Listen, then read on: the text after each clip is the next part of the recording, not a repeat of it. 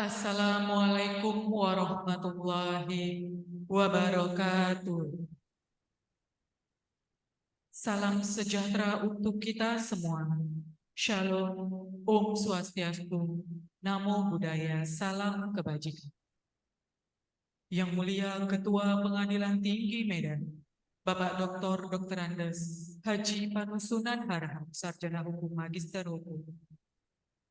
Yang Mulia Wakil Ketua Pengadilan Tinggi Medan, Bapak Dr. Budi Santoso, Sarjana Hukum Magister Humaniora. Yang terhormat Bapak Tigor Samosir, Sarjana Hukum Magister Hukum, Hakim ad hoc Pengadilan Tinggi Medan, selaku narasumber atau pembicara pada hari ini. Yang terhormat Bapak Dr. Berlian Napitupulu, Sarjana Hukum Magister Humaniora, Hakim Tinggi Pengadilan Tinggi Medan selaku moderator. Yang terhormat Hakim Tinggi dan Hakim ad hoc Pengadilan Tinggi Medan. Yang kami hormati pejabat struktural dan fungsional serta aparatur sipil negara Pengadilan Tinggi Medan yang hadir di ruangan ini. Dan yang kami hormati para ketua dan wakil ketua Pengadilan Negeri, hakim tingkat pertama, pejabat struktural dan fungsional, serta seluruh aparatur peradilan sewilayah hukum Pengadilan Tinggi Medan yang saat ini sudah bergabung secara daring melalui video conference.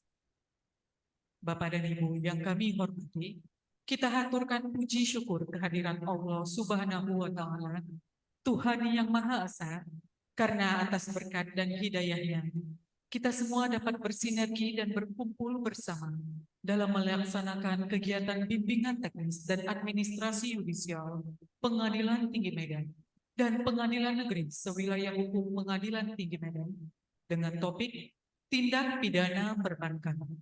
Pada hari ini, Jumat 6 Oktober 2023, yang dilaksanakan oleh Pengadilan Tinggi Medan secara hybrid, bertempat di ruang sidang Cakra Pengadilan Tinggi Medan dan melalui Zoom Cloud Meeting. Perkenankan, saya Suci yang akan membawakan acara bimbingan teknis ini hingga akhir nanti. Untuk mengawali rangkaian acara kita, marilah kita menyanyikan bersama lagu kebangsaan Indonesia Raya dan dilanjutkan dengan himne Mahkamah Agung Republik Indonesia. Hadirin dimohon berdiri.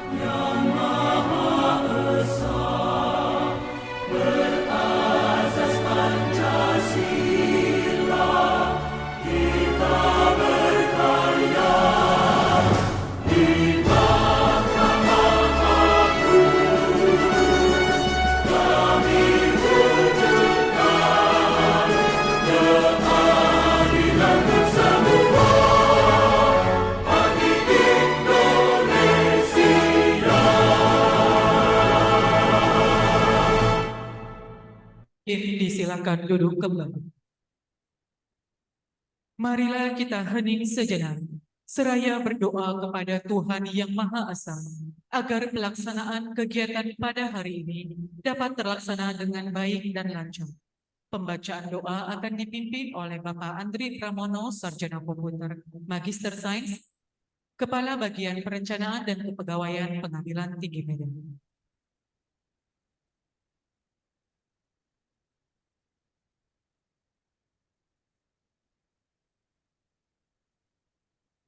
Assalamualaikum warahmatullahi wabarakatuh. Marilah sebelum acara ini kita mulai, kita baca doa menurut agama dan keyakinan masing-masing. Izinkan saya mandu menurut agama Islam. A'udzubillahi minasyaitonirrajim. Bismillahirrahmanirrahim. Alhamdulillahirabbil alamin. Wassalatu wassalamu ala asrofil anbiya'i wal mursalin wa ala alihi washabihi ajmain. Ya Allah, Tuhan yang Maha Pengasih dan Maha Penyayang.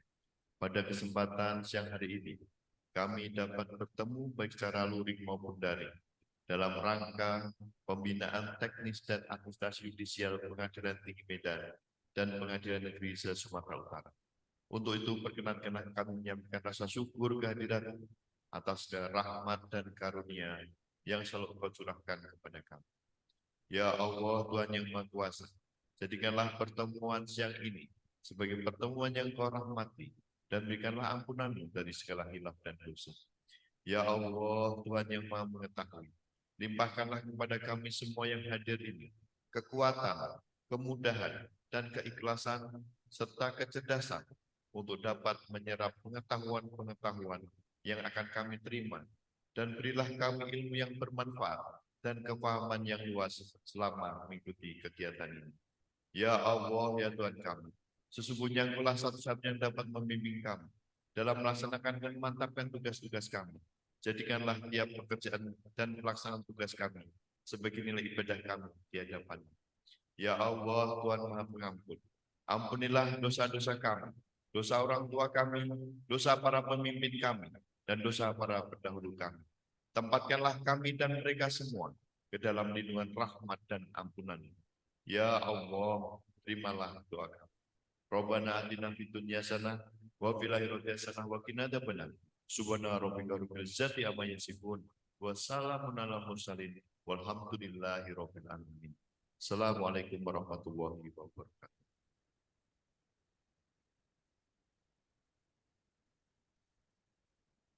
Bapak dan Ibu yang kami hormati, selanjutnya kita akan simak bersama pemaparan materi bimbingan teknis dan administrasi yudisial Pengadilan Tinggi Medan dan Pengadilan Negeri Sewilayah Hukum Pengadilan Tinggi Medan dengan topik tindak pidana perbankan. Bersama kita sudah hadir narasumber yang luar biasa, yakni Bapak Tigor Samosir, Sarjana Hukum Magister Hukum, Hakim Ad Hoc Pengadilan Tinggi Medan. Moderator, Bapak Dr. Berlian Napitupulu, Sarjana Hukum Magister Humaniora, Hakim Tinggi Pengadilan Tinggi Medan, dan non-tulis Ibu Haja Anggreni Dewi, Sarjana Hukum Magister Hukum, Panitra Pengganti Pengadilan Tinggi Medan. Kepada moderator, kami persilahkan memandu jalannya acara bimbingan teknis ini yang nantinya akan dirangkaikan dengan sesi tanya-jawab. Yang terhormat, Bapak Dr. Berlian Napitupulu, Sarjana Hukum Magister Humaniora, disilakan. Terima kasih kepada Ibu pembawa acara. Assalamualaikum warahmatullahi wabarakatuh. Selamat siang dan salam sejahtera buat kita semua. Om Swastiastu, Namo Buddhaya, salam kebajikan, salam. Yang kami hormati Bapak Ketua Pengadilan Tinggi Medan dan Bapak Wakil Ketua Pengadilan Tinggi Medan yang keinginan ikut dalam acara Bintek ini secara online. Bapak Ibu, rekan-rekan hakim tinggi yang hadir pada kesempatan ini, Bapak Ibu khususnya Pak Andre dan Ibu Panitra penggantinya yang turut juga hadir dalam kesempatan ini, dan utamanya untuk MC kita yang sangat luar biasa ya. Nah, dan tak lupa Bapak narasumber juga yang kami hormati, Bapak Ibu para ketua pengadilan tinggi sewilayah hukum pengadilan tinggi Medan, Bapak Ibu hakim, rekan hakim sewilayah hukum pengadilan tinggi Medan, tim PN, dan Bapak Ibu yang tidak kami sebut satu persatu. Untuk pertama-tama kita selaku umat beragama selayaknya dan sepatutnya lah mengucapkan puji dan syukur kehadiran Tuhan Allah yang Maha Kuasa atas berkat nikmat kesehatan yang diberikan pada kita sampai saat ini, hingga kita dapat melaksanakan dan mengikuti acara pembinaan teknis dan administrasi yudisial pada Pengadilan Tinggi Medan dan Pengadilan Negeri Sewilayah Hukum Pengadilan Tinggi Medan.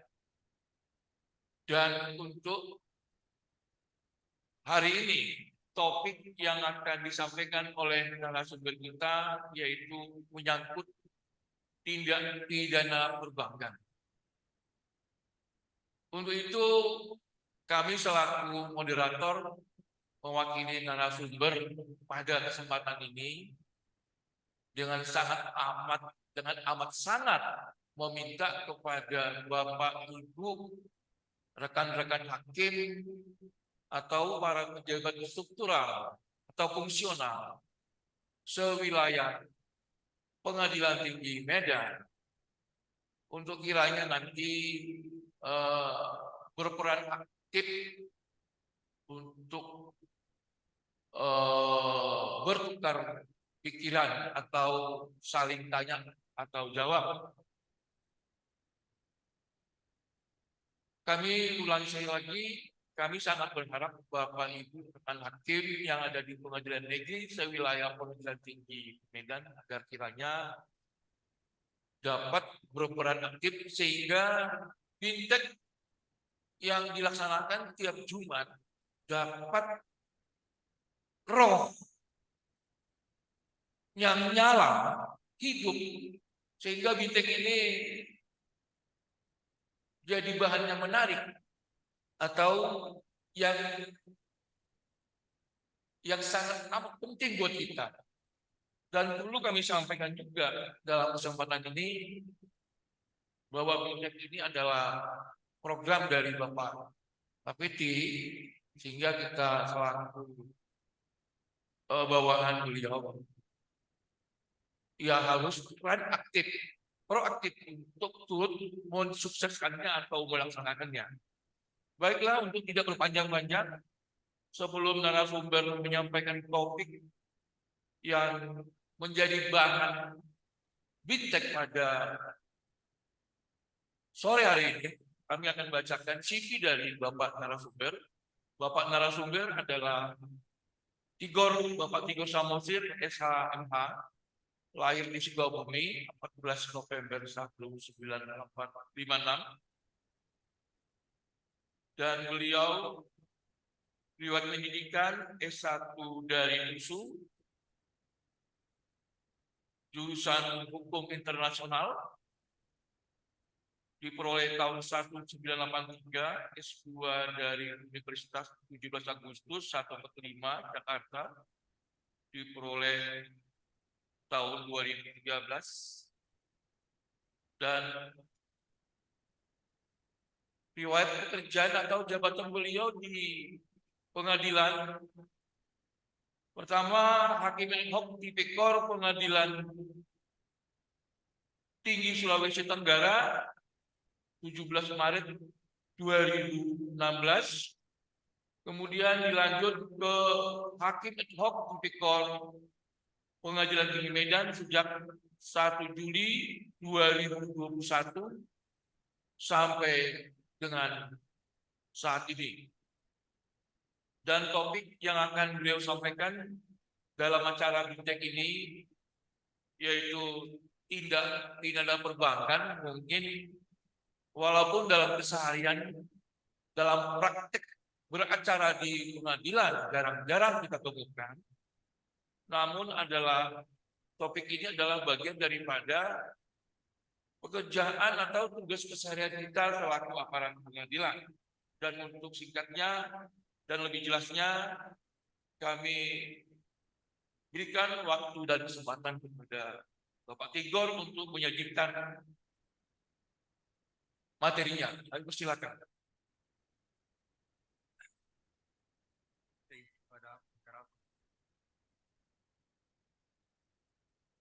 Assalamualaikum warahmatullahi wabarakatuh.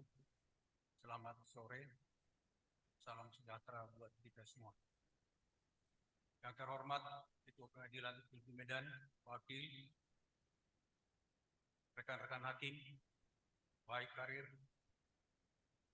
maupun ad hoc,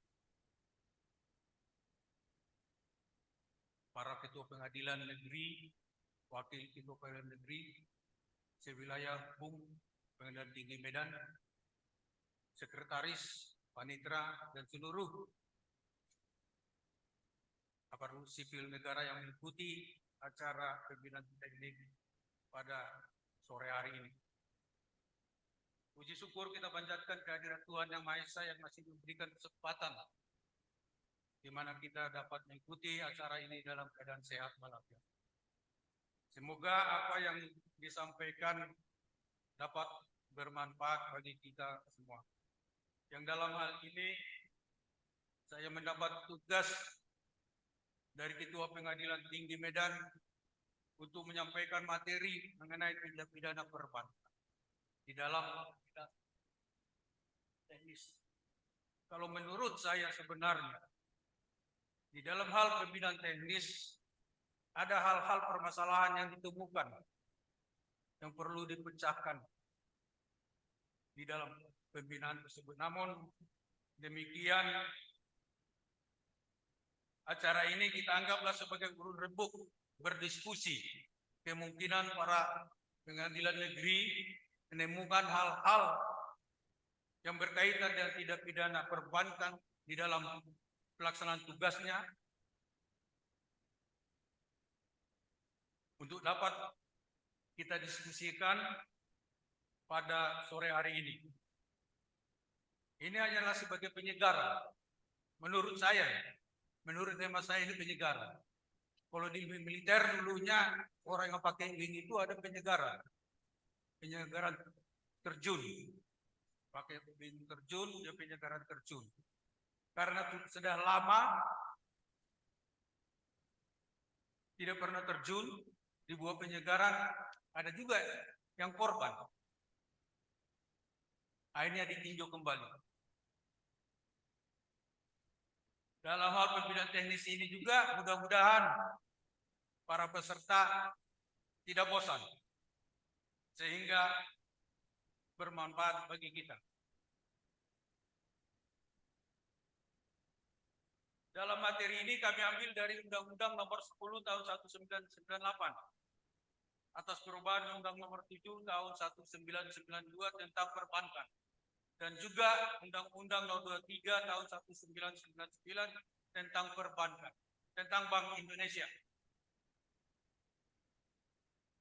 Perbankan adalah segala sesuatu yang menyangkut tentang bank, mencakup kelembagaan, kegiatan usaha, serta cara dan proses dalam melaksanakan kegiatan usahanya, seperti yang tercantum dalam pasal 1 angka 1 Undang-Undang Perbankan.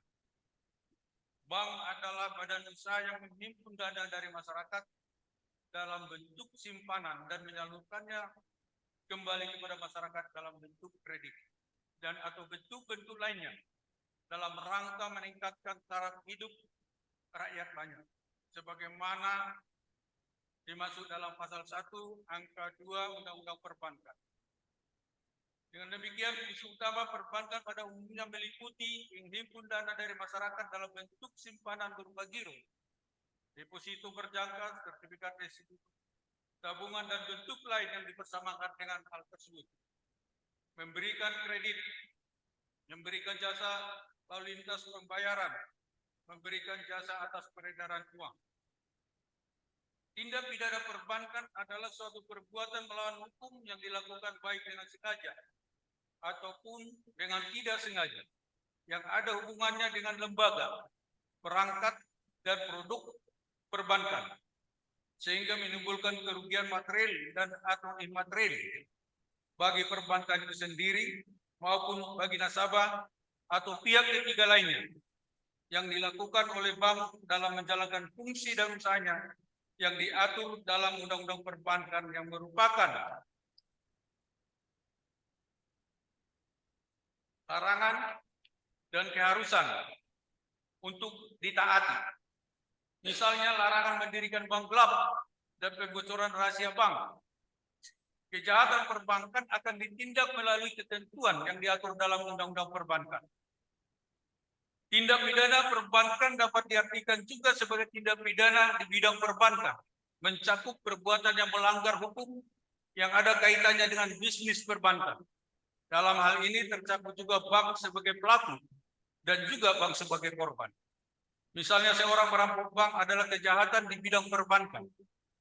Begitu juga pengalihan rekening secara tidak sah adalah kejahatan di bidang perbankan, yang pengertiannya lebih luas daripada tindak pidana perbankan. Tindak pidana di bidang perbankan adalah segala jenis perbuatan yang melanggar hukum yang berhubungan dengan kegiatan dalam menjalankan usaha bank, baik bank sebagai sasaran maupun sebagai sarana. Tidak hanya mencakup pelanggaran terhadap undang-undang perbankan saja, melainkan mencakup juga tindak pidana penipuan, penggelapan, pemalsuan, dan tindak pidana lain sepanjang berkaitan dengan lembaga bank. Misalnya mendirikan jenis usaha perbankan tanpa izin, pemalsuan giro dan tabungan, pemalsuan letter of credit, dan lain-lain yang merupakan tindak pidana di bidang perbankan yang dapat dikenakan KUHP maupun undang-undang tindak pidana korupsi yang melibatkan bank. Dalam hal ini, subjek tindak pidana perbankan dan tindak pidana di bidang perbankan dibedakan.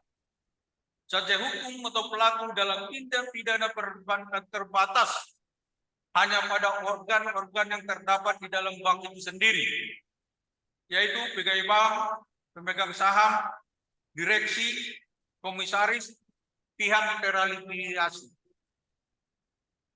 Sedangkan subjek hukum atau pelaku kejahatan dalam tindak pidana di bidang perbankan adalah siapa saja, termasuk orang-orang di luar organ-organ bank, asal perbuatan kejahatan itu menggunakan bank sebagai sarana kejahatan.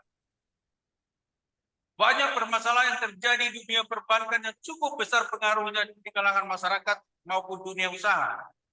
Adapun jenis-jenis penyimpangan dalam perbankan dapat diidentifikasikan antara lain pemindahan atau pengerusakan dokumen termasuk instrumen, pembuatan penyimpangan dengan jalan membuka rekening fiktif, penyimpangan melalui pemalsuan perubahan dokumen atau instrumen dengan bahan kimia, penyimpangan yang dilakukan oleh bank, pegawai bank dengan memanfaatkan rekening tidur, membuat catatan palsu dalam pembukuan bank. Tindak pidana perbankan menurut Undang-Undang Perbankan pasal 51 dikelompokkan dalam dua jenis tindak pidana, yaitu kejahatan yang terdiri dari 7 pasal. Pasal 46, 47, 47A, 48 ayat 1, pasal 49, pasal 50 dan pasal 50A. Merupakan perbuatan yang bertentangan dengan kepentingan hukum dan kepada orang yang melakukan tindak pidana kejahatan dikenakan pidana penjara. Yang kedua, pelanggaran terdiri dari satu pasal, yaitu pasal 48 ayat 2 Undang-Undang Perbankan. merupakan perbuatan yang tidak mentaati larangan atau keharusan yang ditentukan oleh penguasa.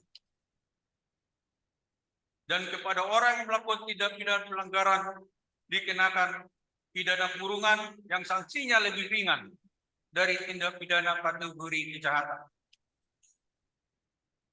Tindak pidana perbankan dalam kategori kejahatan antara lain meliputi: 1. Tindak pidana yang berkaitan dengan perizinan yang diatur dalam pasal 46 Undang-Undang Perbankan. Pasal ini mengatur mengenai ancaman terhadap pihak yang menghimpun dana masyarakat dalam bentuk simpanan tanpa izin pimpinan Bank Indonesia. Sebagaimana diatur dalam pasal 16 Undang-Undang Perbankan yang menyebutkan setiap orang yang melakukan kegiatan menghimpun dana masyarakat dalam bentuk simpanan wajib terlebih dahulu memperoleh izin usaha sebagai bank umum atau bank pekerjaan rakyat dari pimpinan Bank Indonesia, kecuali apabila kegiatan menghimpun dana dari masyarakat diatur dengan undang-undang tersendiri. Keharusan adanya izin pimpinan Bank Indonesia bertujuan untuk melindungi dana masyarakat yang kaitannya dengan masalah pengawasan kegiatan bank tersebut oleh Bank Indonesia. Kegiatan menghimpun dana masyarakat oleh siapapun pada dasarnya perlu diawasi karena berhubungan dengan kepentingan masyarakat yang dananya disimpan pada bank yang menghimpun dana tersebut. Yang kedua, tindak pidana yang berkaitan dengan rahasia bank yang diatur dalam pasal 47 dan 47A Undang-Undang Perbankan. Terhadap pelanggaran ketentuan rahasia bank dapat dikenakan sanksi baik terhadap pihak yang memaksa untuk memperoleh keterangan yang wajib dirahasiakan maupun terhadap pihak yang memberikan keterangan tersebut. Sebagaimana diatur dalam pasal 40 Undang-Undang Perbankan yang menyebutkan bank wajib merahasiakan keterangan mengenai nasabah penyimpan dan simpanannya. Kewajiban menjaga rahasia bank diperlukan untuk kepentingan bank itu sendiri yang memerlukan kepercayaan masyarakat yang menyimpan dananya di bank, di mana masyarakat hanya dapat percaya menyimpankan uangnya pada bank dan atau memanfaatkan jasa bank apabila ada jaminan dari bank tersebut bahwa simpanan dan keadaan keuangan nasabah tidak akan disalahgunakan. Tujuan dari ketentuan ini adalah merupakan suatu ketaatan terhadap ketentuan rahasia bank. Terhadap tindak pidana yang berkaitan dengan rahasia bank ada beberapa pengecualian, sehingga pihak yang melakukan perbuatan tersebut tidak dipidana. Dan pengecualian yang dimaksud antara lain: A. Pembukaan rahasia bank karena kepentingan perpajakan. Untuk kepentingan perpajakan, pimpinan bank atas permintaan Menteri Keuangan berwenang mengeluarkan perintah tertulis kepada bank agar memberikan keterangan, memperlihatkan bukti-bukti tertulis, serta surat-surat mengenai keadaan keuangan nasabah penyimpan tertentu pada pejabat pajak, sebagaimana diatur dalam pasal 41 ayat 1 Undang-Undang Perbankan. Pembukaan rahasia bank karena kepentingan penyelesaian piutang negara. Untuk penyelesaian piutang bank diserahkan kepada Badan Urusan Piutang dan Lelang Negara atau Panitia Urusan Piutang Negara. Pimpinan Bank Indonesia memberikan izin kepada pejabat Badan Urusan Piutang dan Lelang Negara, Panitia Urusan Piutang Negara, untuk memperoleh keterangan dari bank mengenai simpanan nasabah debitur yang diajukan secara tertulis oleh Kepala Badan Urusan Piutang dan Lelang Negara serta Ketua Panitia Urusan Piutang Negara, sebagaimana diatur dalam pasal 41 A ayat 1 dan 2 Undang-Undang Perbankan. Namun demikian, permintaan tersebut harus menyebutkan nama dan jabatan Badan Urusan Piutang dan Lelang Negara atau Panitia Urusan Piutang Negara dan nasabah debitur yang bersangkutan dan alasan diperlukannya keterangan tersebut, sebagaimana diatur dalam pasal 41 A ayat 3 Undang-Undang Perbankan. C. Pembukaan rahasia bank karena kepentingan peradilan. bahwa untuk kepentingan peradilan dalam perkara pidana, pimpinan Bank Indonesia dapat memberikan izin kepada polisi, jaksa, atau hakim untuk memperoleh keterangan dari bank mengenai simpanan tersangka atau terdakwa pada bank atas permintaan tertulis dari Kepala Kepolisian Republik Indonesia, Jaksa Agung, atau Ketua Mahkamah Agung sebagaimana diatur dalam pasal 42 Undang-Undang Perbankan. Permintaan tersebut harus menyebut nama dan jabatan polisi, jaksa atau hakim, nama tersangka atau terdakwa, dan alasan diperlukannya keterangan serta hubungan perkara pidana yang bersangkutan dengan keterangan yang diperlukan. Sedangkan menyangkut perkara perdata antara bank dengan nasabahnya, informasi dan keterangan dapat diberikan tanpa izin dari Menteri Keuangan. Dalam hal ini, direksi baik yang bersangkutan dapat menginformasikan kepada pengadilan tentang keadaan keuangan nasabah yang bersangkutan dan memberikan keterangan yang relevan dengan perkara tersebut sebagaimana diatur dalam pasal 43 Undang-Undang Perbankan. D. Pembukaan rahasia bank karena kepentingan kegiatan perbankan. Pembukaan data nasabah yang termasuk sebagai rahasia bank hanya terbatas dalam hal tukar-menukar informasi antar bank, dapat memberitahukan keadaan keuangan nasabahnya kepada bank lain.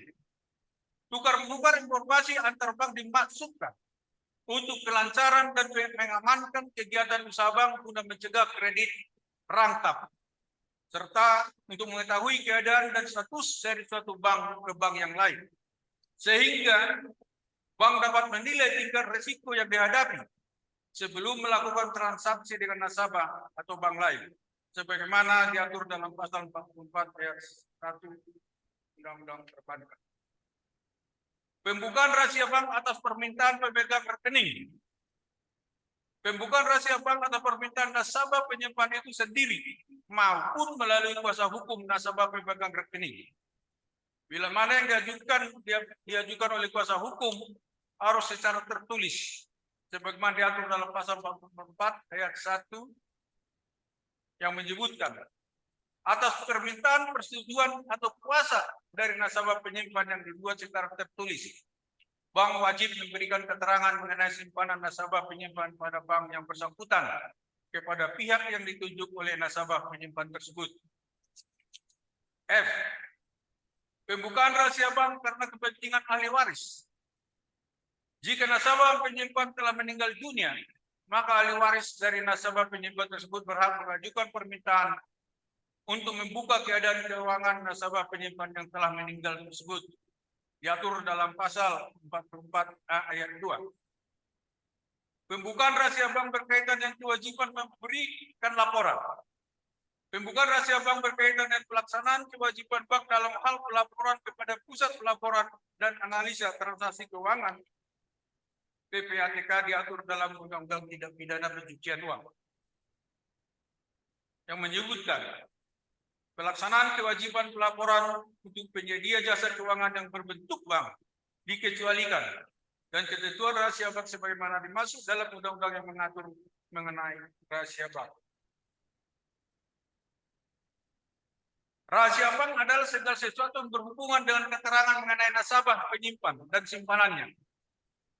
Bank sebagai badan usaha yang menjalani kegiatan bidang jasa keuangan dengan cara menyimpan dana masyarakat dalam bentuk simpanan dan menyalurkan kembali dalam bentuk kredit, wajib untuk tidak membuka rahasia nasabah atau investornya kepada pihak manapun, kecuali ditentukan lain oleh peraturan perundang-undangan yang berlaku, sebagaimana telah disebutkan di atas. Tindak pidana yang berkaitan dengan pengawasan bank. Dalam rangka pengawasan bank oleh Bank Indonesia, bank wajib menyampaikan kepada Bank Indonesia segala keterangan dan penjelasan mengenai usahanya, memberikan kesempatan bagi pemeriksa buku-buku dan berkas-berkas yang ada pada bank, serta menyampaikan laporan dalam waktu dan bentuk yang ditetapkan oleh Bank Indonesia. Bila mana hal ini dilanggar, dikenakan pasal 48 ayat 1 Undang-Undang Perbankan.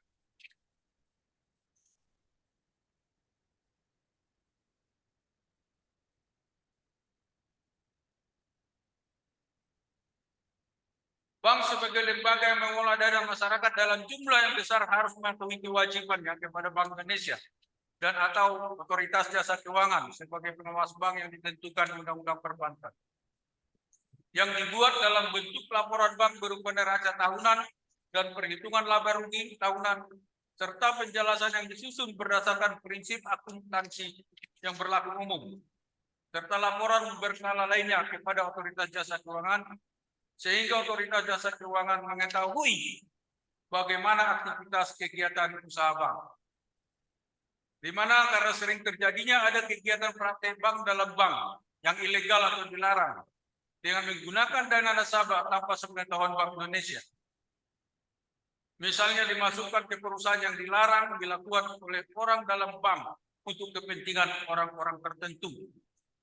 Kewajiban bank kepada Bank Indonesia mutlak harus dilakukan sebagai konsekuensi dari peran bank sebagai lembaga yang mengelola dana masyarakat berdasarkan kepercayaan. 4. Tindak pidana yang berkaitan dengan kegiatan usaha bank yang diatur dalam pasal 49 Undang-Undang Perbankan.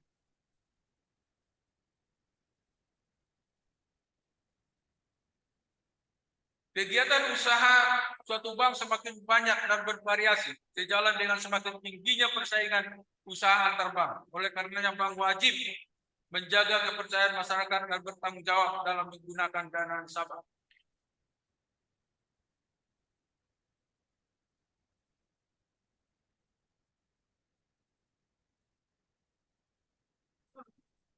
Pada umumnya, kejahatan yang berkaitan dengan kegiatan usaha bank sering terjadi dilakukan kerjasama dengan orang lain yang bukan dalam bank maupun pihak terafiliasi. Tetapi mereka yang membantu para pemplang bank, penipu berkedok pengusaha yang mengajukan kredit bank dengan agunan palsu atau melanggar SOP dalam pengucuran kredit yang dilakukan dengan bantuan orang bank.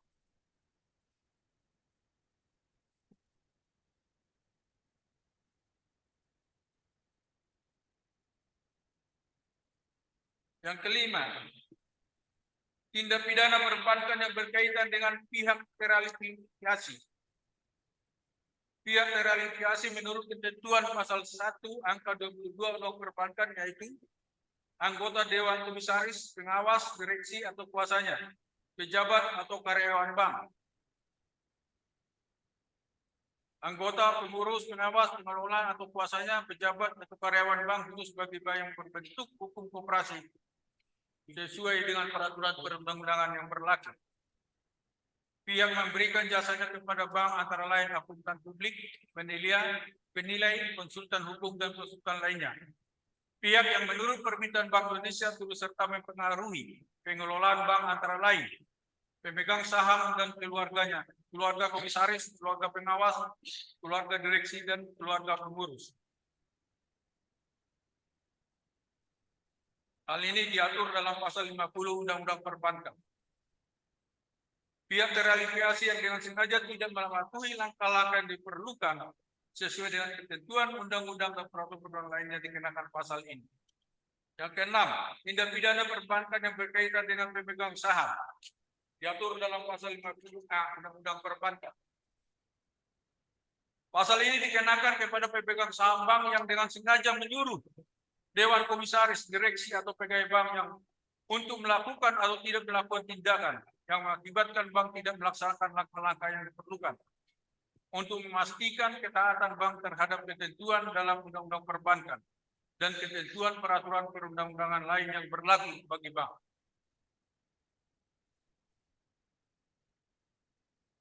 Yang kedua adalah tindak pidana perbankan dalam kategori pelanggaran.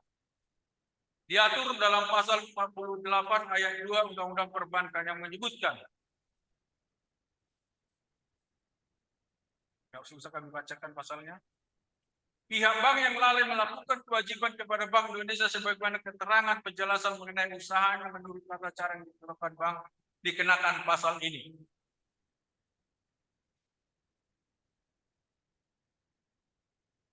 Hampir semua pasal tindak pidana perbankan melibatkan orang dalam bank sendiri atau pihak terafiliasi.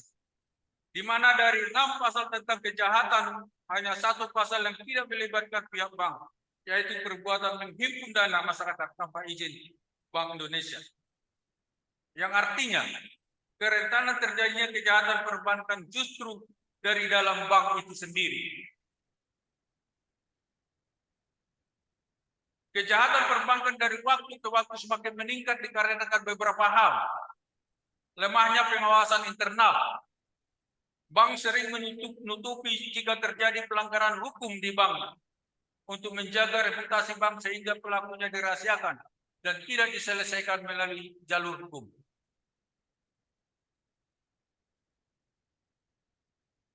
Sebenarnya kasus kejahatan perbankan baik yang melibatkan dana untuk nasabah atau internal bank tidak perlu terjadi jika pengawasan dilakukan lebih ketat. Karena sulit untuk membobol bank tanpa adanya kerjasama dengan pihak bank. Apalagi bila sistem kontrol berjalan dengan baik. Pembobolan bank oleh orang luar bank sebagaimana intelektual aktor sulit terjadi tanpa bantuan orang dalam bank itu sendiri. Baik mereka yang bekerja sama ataupun hanya sekedar membantu dengan mendapatkan upah komisi dari hasil jarahan dari bank tersebut.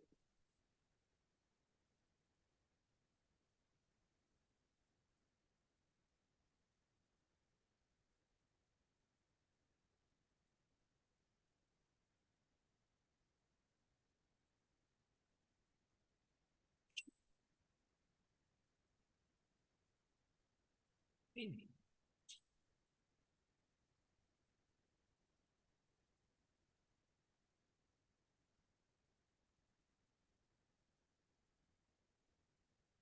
Dalam undang-undang perbankan ini sebenarnya yang baru nomor 10 tahun 1998 ancaman pidananya ada syarat minimal dan syarat maksimal. Sedangkan undang-undang sebelumnya nomor 7 tahun 1992 syarat minimal dan maksimal tidak ada. Dalam hal ini kemungkinan pembuat undang-undang menetapkan pidana minimal terhadap delik khusus bukan tanpa maksud dan tujuan, melainkan dilatar belakangi adanya keinginan untuk memenuhi tuntutan masyarakat yang menghendaki adanya syarat minimal terhadap delik-delik tertentu yang dipandang sangat merugikan dan membahayakan masyarakat dan negara.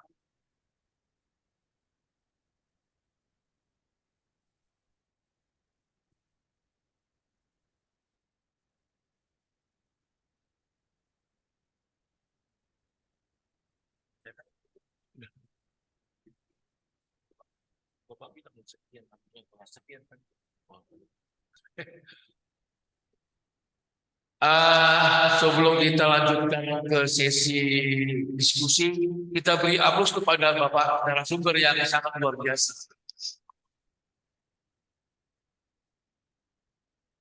Baiklah Bapak Ibu, setelah kita mendengar pemaparan dari Bapak narasumber, kita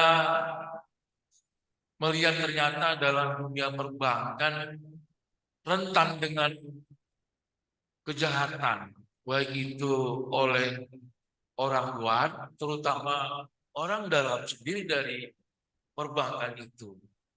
Dan melihat dan mendengar pemaparan dari Bapak narasumber tadi, bahwasanya dalam dunia perbankan dikenal dengan tindak pidana perbankan dan tindak pidana di bidang perbankan. Nanti akan kita telusuri lebih jauh lagi lewat sesi diskusi. Kemudian pemaparan beliau menyangkut kepada tindak pidana kejahatan di perbankan. Dikenal ada 2 tindak pidana, yaitu kejahatan dan pelanggaran. Kejahatan itu terdiri dari 7 pasal, tadi beliau sudah paparkan. Dan pelanggaran 1 pasal, yaitu pasal 48 ayat 2. Sementara untuk kejahatan, mulai dari pasal 46 sampai pasal 50A. Begitu sangat dalamnya pemaparan dari beliau, sehingga kita tidak mengkiri dengan pemaparan beliau. menambah hasanah pengetahuan kita atau pemahaman kita tentang dunia perbankan yang dengan tugas fungsinya menghimpun dana serta menyalurkan dana kembali ke masyarakat. Kita lanjut ke sesi diskusi ya Bu ya. Caranya gimana untuk diskusi ini? Apa Ibu yang panggil atau saya? Saya. Baiklah, kepada Bapak Ibu, rekan-rekan hakim tentunya, utamanya yang di pengadilan-pengadilan negeri. Kita dari pengadilan tinggi, khususnya Bapak narasumber, sangat berharap kita coba untuk sesi diskusi lah. Ya, jangan tanya jawab. Walaupun sifatnya ada yang tanya, kemudian ada yang jawab, tapi kita ambil anunya dari sisi diskusi. Dan kita coba seperti saya sampaikan tadi, untuk Bapak Ibu rekan-rekan hakim di pengadilan negeri sewilayah Pengadilan Tinggi Medan untuk berperan aktif lah, ya, berperan aktif. Saya kira banyak hal yang perlu dipertanyakan kalau melihat dari substansi atau materi yang disampaikan oleh Bapak narasumber tadi. Untuk itu, sesi pertama akan kami mulai dari pengadilan yang paling jauh. Pengadilan mana? Gunung Sitoli. Kami akan coba buka kesempatan untuk mengajukan atau memberi pendapat atau usul dari rekan kami, Bapak Ibu yang ada di Pengadilan Negeri Gunung Sitoli. Kami persilakan Bu. Kami berharap ada pertanyaan atau sesi usulan atau masukan dari rekan kami yang ada di Gunung Sitoli. Kami silakan dari Gunung Sitoli.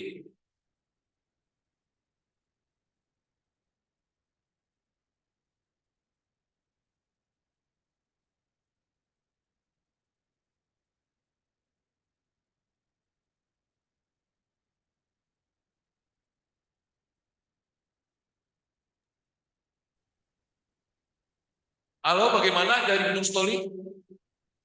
Izin Bapak, terima kasih Bapak. Dari Gunung Sitoli cukup Bapak. Silakan. Cukup. Iya siap Bapak.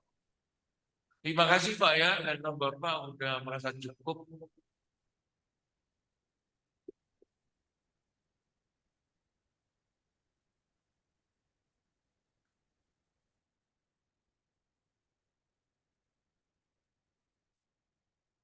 Iya, ini kita buat dulu saya contoh sekali bertanya juga perlu di-share. Tadi sudah dibilang tindak pidana, saya umumkan juga siapa tahu tindak pidana perbankan, tindak pidana bidang perbankan, dan mungkin ada kaitannya juga dengan perdatanya.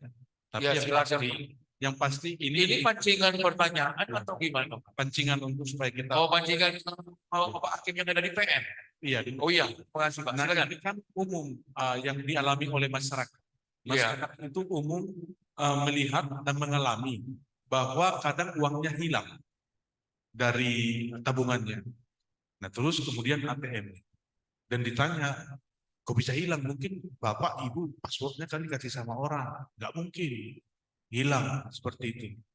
Nah, kira-kira dari segi aturan yang ada di perbankan, apa yang harus dilakukan oleh masyarakat atau pelanggan bank tersebut? Mungkin itu untuk mendapatkan haknya dan bagaimana pengaturan di perbankan dengan undang-undang yang ada sekarang ini tentang apa yang harus dilakukan pertanggungjawabannya secara pidana maupun pertanggungjawabannya sebagai perdata. Mungkin itu pertanyaan dari saya. Terima kasih Pak Moderator. Ya, coba kami lempar apa yang diangkat oleh Pak Bombongan dalam sisi bintek ini, sebuah kasus ada seorang nasabah pemilik dana yang kehilangan uangnya dari ATM Pak ya, dari tabungan, kehilangan uang dari tabungan. Lalu kira-kira dari sisi undang-undang perbankan apa yang dapat dilakukan oleh si nasabah tadi, baik dari sisi pidana maupun perdatanya. Kami coba lempar ke rekan-rekan hakim yang ada di PN lah. Coba silakan sebelum nanti Bapak narasumber untuk menjawabnya.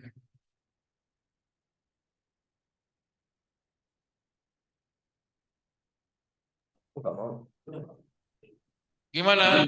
Izin dari PN Medan, Bapak. Dari PN Medan lah pertama. Tadi paling jauh, Ya, sekarang pengadilan PN paling Medan. Izin dari PN Medan, Bapak moderator, boleh bicara. silakan Pak, sebutkan namanya Pak. Ya, nama saya Victor Togiru Mohorbo dari PN Medan. Ikut urung rembuk di sore hari ini, sebagaimana isu yang disampaikan oleh Yang Mulia Bapak Bumbungan Silaban tadi, bahwa seharusnya bank yang bertanggung jawab atas kehilangan dana dari nasabah. Karena apa? Karena nasabah menyimpan di bank itu, mereka ada rasa aman dari nasabah, sehingga uangnya atau dananya disimpan di bank. Nah, bank itu harus menjamin bahwa uang-uang nasabah itu ketika disimpan di bank harus merasa aman. Ketika bank tidak memberikan jaminan merasa aman terhadap uang nasabah, maka nasabah tidak akan mau menyimpan uangnya di bank dimaksud. Terima kasih, Yang Mulia. Nah, tadi ada Pak, kami sangat merespon apa yang Bapak sampaikan tadi. Ya, sangat menarik apa yang Bapak sampaikan. Namun kami juga ingin meminta masukan dari Bapak. Tadi Pak Bumbungan dari PN lain. Dari PN lain boleh menanggapinya. Kita tarik ke tindak pidananya. Dari sekian ketentuan tindak pidana tadi yang disampaikan oleh narasumber, ke pasal mana kira-kira kasus tadi dapat dihubungkan dari sisi pidana, kemudian dari sisi perdata, apa yang dapat dilakukan oleh si pemilik nasabah tadi? Kalau dari PN mau melanjutkan, silakan Pak. Kalau mau ditambahkan atau dilanjutkan, silakan. Atau dari PN lain? Kami silakan dari PNU Pakam dulu. Setelah PN Medan, coba PNU Pakam kan Bapak Hakim kan udah orang-orang yang udah senior nih. Tidak jauh beda dengan PN Medan.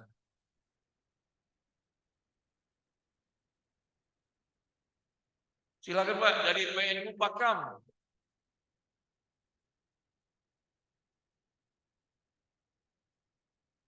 Bagaimana Pak PNU Pakam? PN Medan, Pak. PN Medan nambahin sedikit. Silakan Pak. Ya, terima kasih. Saya M. Nazir, Pak, dari PN Medan. Terima kasih Pak, silakan. Mungkin di sini ada dua sisi yang perlu kita perhatikan, Pak. Itu kan hilangnya rekening dana rekening seseorang itu mungkin ada pembobolnya. Dari segi pembobol itu bisa diproses secara pidana. Terus kalau kelalaian daripada pihak bank sehingga rekening itu bobol dan diambil oleh seseorang, itu merupakan bahan prestasi bagi pihak bank terhadap nasabahnya. Jadi pertanggungjawabannya bisa dengan perdata. Demikian, Pak. Demikian Pak ya. Gimana Pak Bumbungan? Ada lagi tambahan kita lain ke PN lain kira-kira? Atau iya, kami kira Ini coba dilempar ke PN yang lain karena ini adalah masalah umum dan juga barangkali sering juga datang ke pengadilan, jadi supaya kita lebih luas wawasan kita di dalam memberikan pertimbangan-pertimbangan. Kebetulan di sini hari ini adalah masalah tentang tindak pidana perbankan, tentu ada di sana yang tersangkut-sangkut apapun yang terkait. Ini saatnya kita untuk perbankan. Jadi besok-besok tidak ada lagi yang tidak mengerti tentang masalah-masalah ini kalau ada perkara ke pengadilan. Mungkin gitu. Jadi PN yang lain ini cocok untuk merespon dan ini kita alami sendiri. Saya juga pernah mengalaminya, mungkin teman-teman, keluarga-keluarga. Ya, jadi kita lihat wawasan. Jadi yang mau kita lihat ini, kita jangan maunya pendek, tetapi wawasannya bagaimana terkait dengan itu, apa yang dimiliki tentang ilmu pengetahuannya terkait dengan bagian ini. Mungkin gitu Pak, nanti sebelum kita diskusikan nanti Pak narasumber, mungkin nanti dan Pak moderator. Terima kasih dari saya. Terima kasih, kembalikan ke Pak moderator. terima kasih Pak Bumbungan. Ternyata kita masih butuh tanggapan dari PN lain. Kami silakan. Coba PNU Pakam. Kira-kira kasus tadi masuk nggak dalam kategori tindak pidana perbankan kira-kira? Kami tunggu dari Menko Pakam, Bapak-bapak, teman-teman, sahabat-sahabat, rekan-rekan yang ada di Menko Pakam, mana Menko Pakam nih? Masa enggak mungkin? Saya pernah tugas di Menko Pakam lah nih. Saya, Ibu Leli, Ibu Shirley ada di sini kebetulan.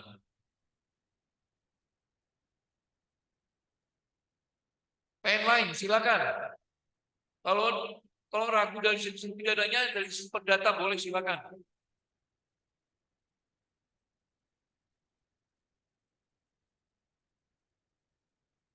Wah, ini nampaknya pada tidur ini sepertinya.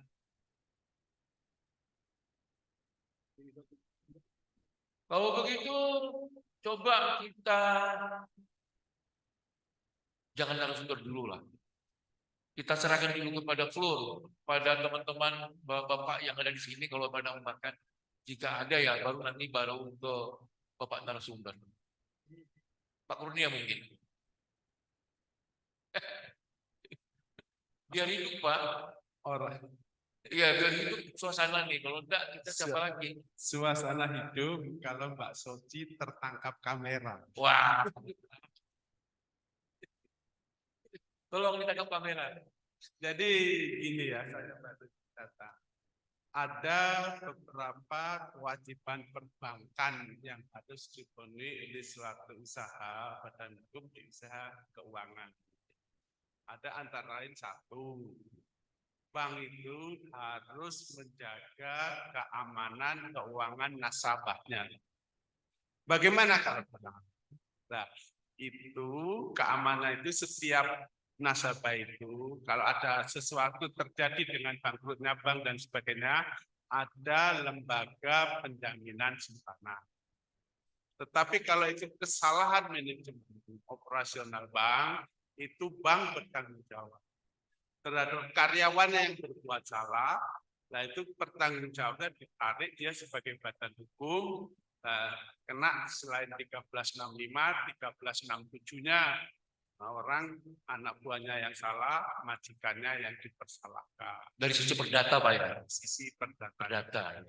Bagaimana dari sisi pidana? Sifat hukum pidana itu pertanggungjawabnya secara pribadi. Dan harus ada unsur kesalahan. Nanti dicari sebutnya salahnya itu siapa, sampai level mana pegawai bank itu. Itu pertanggungjawaban. Nah, kalau di dalam perdata itu ada pertanggungjawaban berdasarkan kesalahan, juga pertanggungjawaban berdasarkan risiko, pertanggungjawab berdasarkan risiko. Ya. Kalau dari sisi pidananya, itu pidana itu bertanggung jawab pribadi. Kalau ansih hanya tellernya atau pengawas tellernya atau melakukan perbuatan pidana, itu yang bertanggung jawab secara pidana. Dan juga ada kewajiban-kewajiban lain, misalkan menjaga rahasia keuangan nasabah dan sebagainya. Ada 5 kewajiban bank yang harus dipenuhi. Inti dari pertanyaan, karena saya datang terlambat, mudah-mudahan bagaimana pertanggungjawaban dari sisi pidana dan perdatanya dilihat. Kalau pidananya unsur-unsur adanya kesalahan, baik mungkin di 372, 374 atau undang-undang perbankan itu terpenuhi tidak dalam perbuatan seseorang yang melakukan tindak pidana. Itu saja yang bisa saya sampaikan. Terima kasih. Terima kasih Pak Kurnia. Saya kira jawaban tadi atau maksud tadi cukup dalam ya menurut saya. Namun demikian untuk lengkapnya acara ini kita serahkan juga kepada narasumber. Kami silakan Bapak narasumber untuk memberi tambahan jawaban. Silakan Pak narasumber.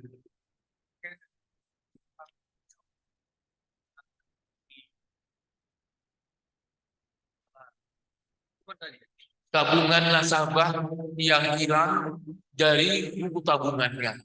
Apakah ini masuk kategori tidak pidana? Kalau masuk, tidak pidana yang mana? Apakah bisa perbankan? Atau tidak pidana yang dalam KUHP dari sisi pidananya? Dan bagaimana dari sisi perdatanya? Begitu Pak. Silakan Pak.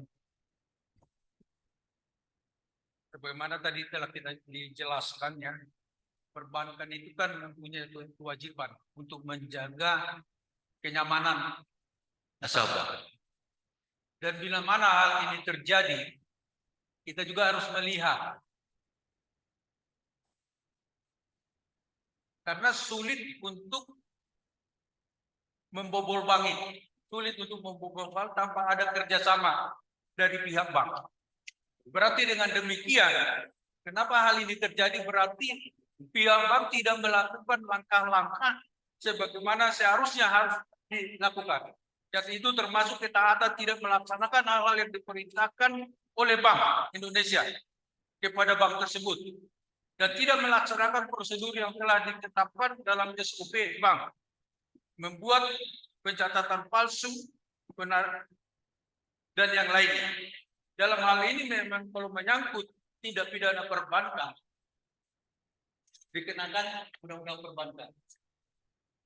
Kalau menyangkut pihak luar, mungkin ada kerjasama, dapat dikenakan Tindak pidana umum. itu saya rasa. Yang sepenting dalam hal terjadi seperti ini, ada nggak keberanian kita untuk melaporkan? Kalau pihak bank tidak akan melaporkan. Karena apa? Bank selalu menutup-nutupi jika terjadi pelanggaran hukum di bank untuk menjaga reputasi bank itu sendiri. Sehingga pelaku itu dirahasiakan dan tidak diselesaikan melalui jalur pengadilan. Hal ini yang untuk itu tergantung pihak yang dirugikan. Kita laporkan dan bisa juga secara pidana, mungkin bisa juga seperti yang telah dijelaskan oleh Pak Kurnia tadi ya. Ya, Pak Kurnia. Itu yang dapat saya jelaskan. Begitu Pak ya. Itulah jawaban dari Bapak narasumber menambahi jawaban yang sudah disampaikan oleh Bapak dari PN Medan tadi, kalau nggak salah Pak KPN-nya itu, sama Pak Yani. Saya pernah waktu di Sintang mengadili perkara hilangnya uang nasabah. Waktu itu kalau tidak salah hampir 1 miliar. Waktu itu hilangnya uang nasabah dari tabungannya. Nah, kebetulan saya pegang perkara itu. Ketika itu si karyawan ternyata pelakunya pendek ceritanya atau singkatnya uang si nasabah ini dia ambil dengan teknik karena mereka, seingat saya waktu itu masing-masing teller yang ada di bank itu punya password terhadap nasabah-nasabah mereka yang bisa mereka otak-atik. Lalu habislah uang nasabah ini kurang lebih hampir 1 miliar. Kemudian si nasabah dari sisi pidana mengadu ke pihak kepolisian. Nah, saya teringat tadi bahwa di dunia perbankan itu ada 2 tindak pidana.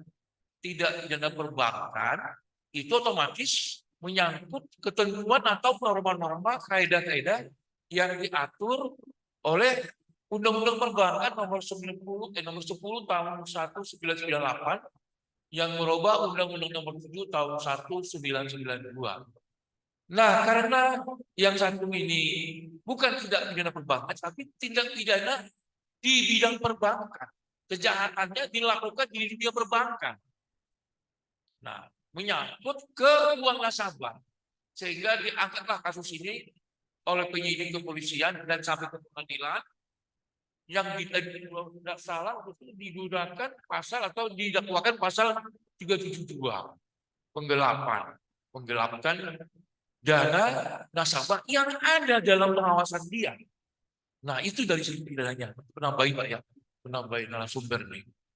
Nah, dari pidana, jadi tindak pidana ini adalah tindak pidana di bidang perbankan, bukan tindak pidana perbankan.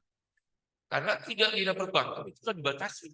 Yaitu tadi dari pasal 46 sampai pasal 50A. Kemudian di rahasia bank pasal 40 sampai dengan pasal 44A. Jadi waktu itu si perbankan, si teller ini, si pegawai dikenakan tindak pidana umum KUHP pasal 32 kalau nggak salah itu.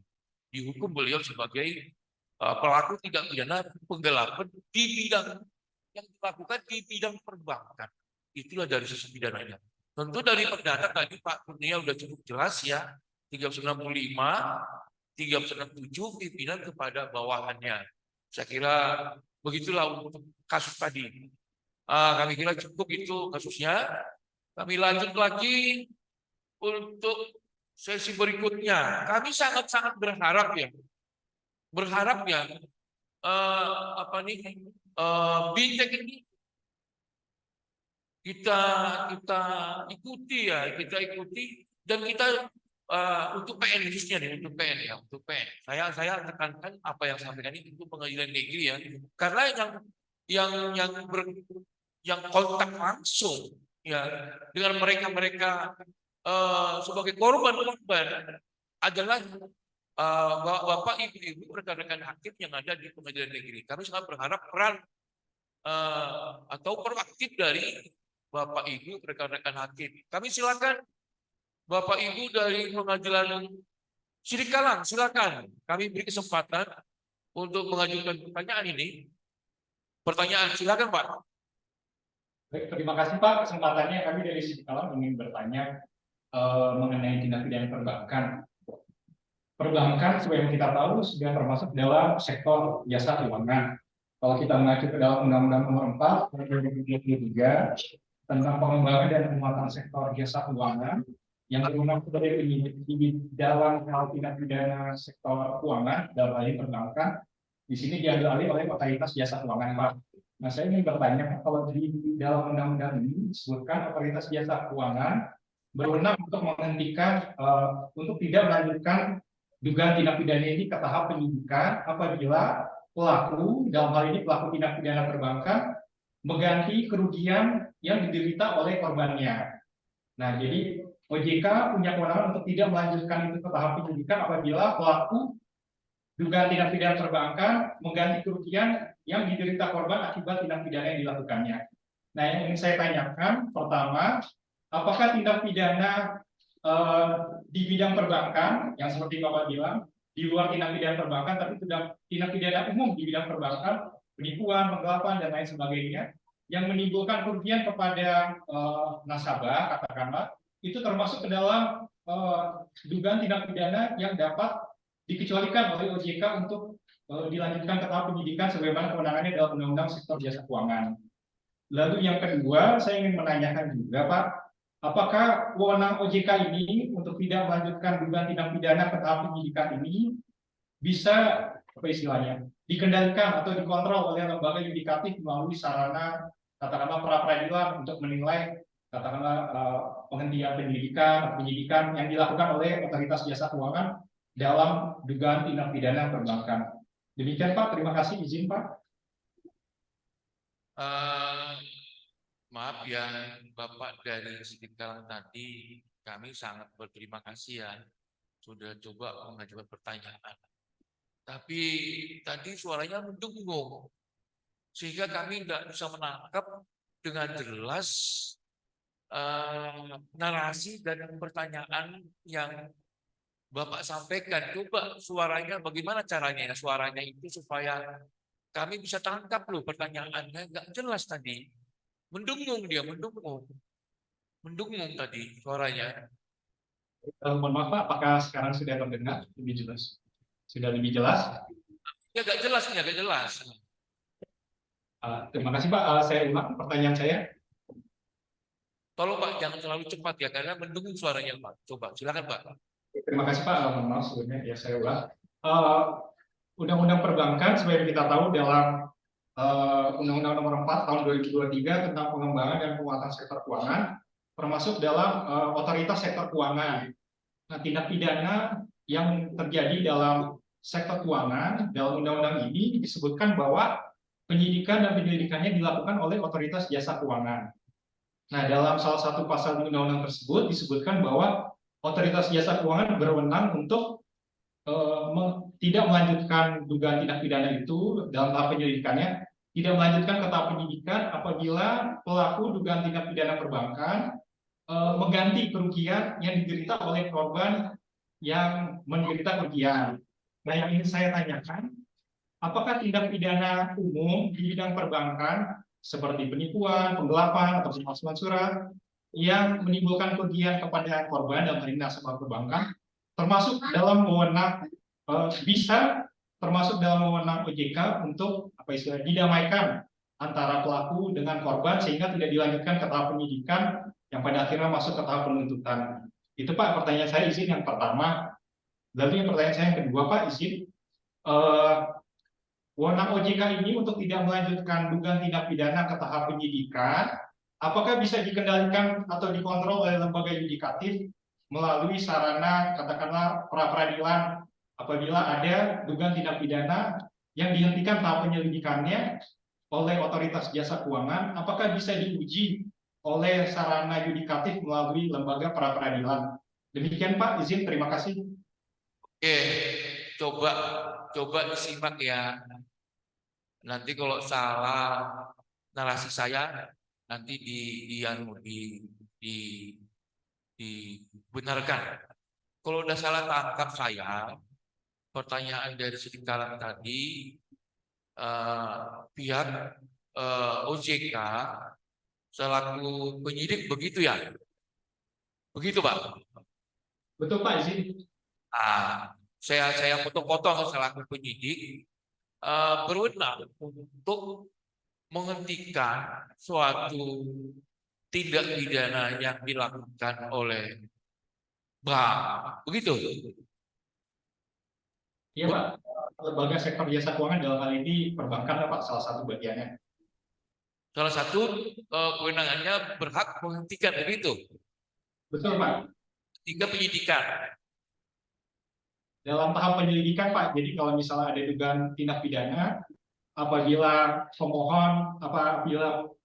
pelaku dugaan tindak pidana itu mengajukan permohonan kepada OJK untuk mengganti kerugian dari korban yang diderita dari perbuatannya, maka OJK apabila disetujui nanti bisa dihentikan tahap penyelidikannya ke tahap penyidikannya sehingga perdamaian antara korban dan pelaku terjadi seperti itu Pak. Itulah artinya ketika pelakunya itu mengajukan permohonan penggantian kerugian yang terjadi ini kepada uang nasabah ya. Kepada korban ya Pak, berarti dalam hal ini kepada nasabah perbankan Pak. Lalu pertanyaan tadi bagaimana pertanyaannya?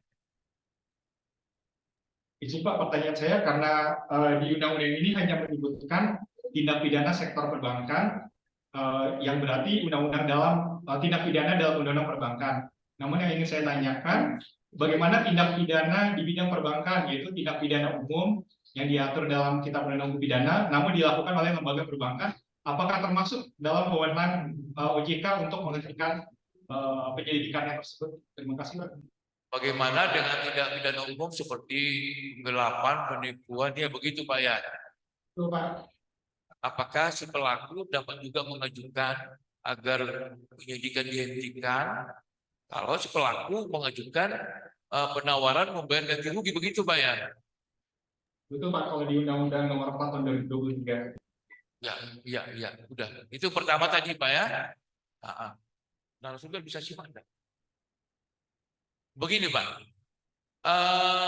bagaimana dalam Undang-Undang Otoritas Jasa pelaku kejahatan, pegawai perbankan pelaku kejahatan yang telah dilakukan penyidikan atas perbuatannya mengajukan permohonan untuk mengganti rugi, maka untuk itu pihak OJK atas permohonan yang diajukan untuk ganti rugi ini berhak untuk menghentikan penyidikan itu untuk pegawai perbankan, tidak pidana perbankan. Bagaimana kalau tidak pidana ini menyangkut tidak pidana umum seperti contoh pencurian dana nasabah tentunya, dana nasabah atau penggelapan. Apakah si pelaku ini dibenarkan juga mengajukan permohonan agar penyidikan diberhentikan dengan pengajuan ganti rugi dari si pelaku? Begitu Pak kan? Begitu dari sini kalangan kan, begitu kan? Betul Pak, terima kasih Pak. Oke Pak, kami serahkan kepada narasumber, nanti akan dibantu oleh Bapak Hakim Tinggi yang ada di sini kalau masih nanti kurang lengkap. Silakan Pak, narasumber langsung aja Pak. Berarti di dalam pertanyaan ini kan ada Silakan Pak, silakan. pidana perbankan dan satu tidak pidana umum. Dalam hal tindak pidana yang dituntutkan perbuatan, bukan akibat daripada kerugian. Jadi dalam hal ini, kalaupun ada menggantikan kerugian, itu kan merupakan hal-hal yang meringankan nanti di persidangan, yang menjadi pertimbangan hakim. Itu yang bisa saya jawab. Baik tidak pidana perbankan maupun tidak pidana umum yang terkena terhadap pegawai bank. Karena itu kan semuanya sama-sama tidak pidana. Cuman dalam hal tidak pidana perbankan ini kan tidak pidana khusus. KUHP kan umum.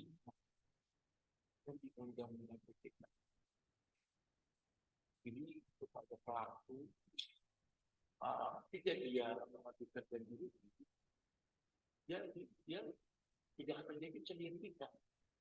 Jadi ini dengan ojek yang mungkin bagaimana dengan Kalau kita tidak umum, Pak berlaku juga bisa ikut terapkan begitu Pak.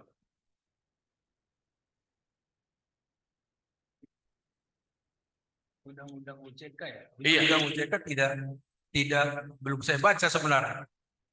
Tapi yang saya tahu dalam hal tindak pidana yang dituntut adalah perbuatan, bukan akibat daripada adanya kerugian. Perbuatan itu yang dituntut dalam hal tindak pidana. Jadi kalau hal ini adalah merupakan suatu tidak pidana, kenapa perbuatan supaya membuat efek cerah? Kalaupun ada ganti rugi, itu kan hal-hal yang meringankan. Kalau memang ada di dalam aturan Undang-Undang OJK dapat menghentikan, itu belum pernah saya baca itu.